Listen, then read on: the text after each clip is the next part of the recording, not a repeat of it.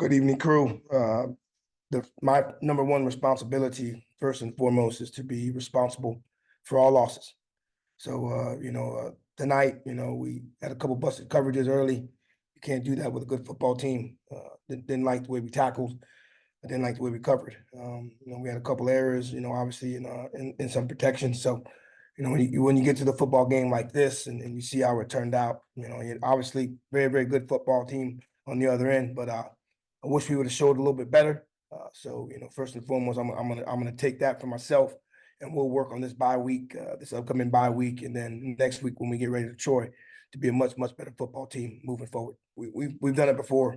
You got a Cam Ward who's obviously going to be a first round pick in this upcoming draft, but 2 years ago we played against Drake May, another guy that was a upcoming first round pick. So you knew there was a couple situations where we get out of them. It's a much different football game, but you can't bust coverages, right? You can't give up third downs.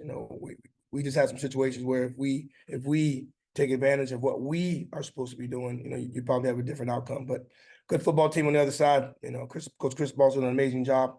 They got some good football players, but I know we have some very, very good players as well.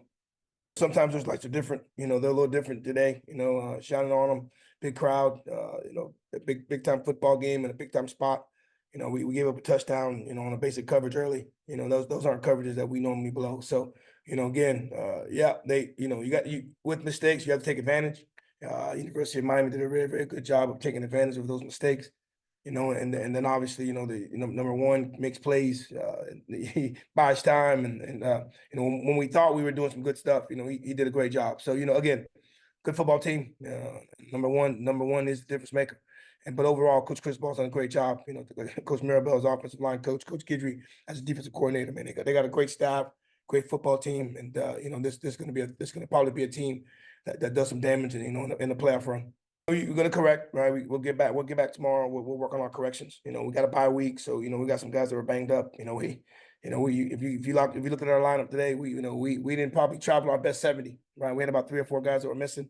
Whether they made a difference or not, I don't know. But we got to get back and take a look and make our corrections, and then just get healthy and just start from scratch as we get into this bye week, right? So we had some blown coverages on some basic things that we traditionally over the last couple of years have done really, really well with. But Restrepo and Ward caught us on the mistake.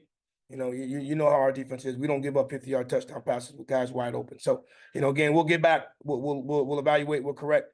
Put some guys in the right spots, and then look. Hey, we lost to a team that's probably going to be in the playoffs, right? So is there any humility with that? No, our team, we had won 13 games, straight football games.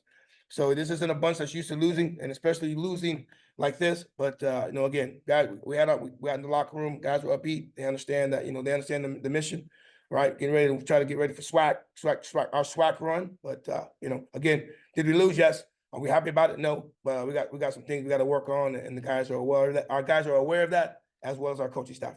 Power 4 or not, I mean, we can't be diving at ankles on tackles. Power 4 or not, we can't be having blown coverages with poor eyes. Power 4 or not, when we're supposed to contain, we got to contain. So I mean, there were some things where that they did well and they did better than us, right? But we tackling has been an issue for us over the last 2 or 3 weeks. We got to continue to work on that. But our offensive line, going against their defensive line, yeah, they had a bit of an advantage, and at times they may have been better than us on some occasions, right? But how we play and the way we've been playing football, not containing, missing tackles, not communicating. I know you guys have been around our football team for a long time, and those aren't things that we do and tolerate. So those are the things that we need to get back doing. When Cam Ward is being Cam Ward, yeah, no, there's not a lot we can do on that. But guys running down the field wide open and us leaving our feet tackling, that can't be. That's non-negotiable. So those are some things that we got to definitely make sure we work on. We kept playing. We kept coaching. I mean, our guys didn't back down. When they went to their subs, as did we. And but I appreciate the guys for continuing to fight. You know what I mean? But believe it or not, I mean, there are some guys that are angry about how they played. Obviously, I'm with them on that. But I do think we could have done some better things throughout the football game to put us in a much better situation. And we didn't do that. We talk about situational football. We weren't very good on third down. Give our chance to get ourselves off the field. You know, I mean, obviously our field goal team, we had 3 kicks that, you know, they made those, but listen, we have a standard that's over here. We did not uphold that standard. You know, the standard is 300 yards, right? We want to make sure we get over 300 yards offense. Offense, we want to make sure we keep them under 300 yards. We want to make sure we keep them under 100 yards rushing.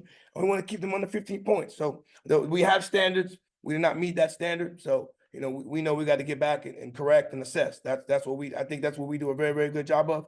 So, and we'll continue to do that tomorrow.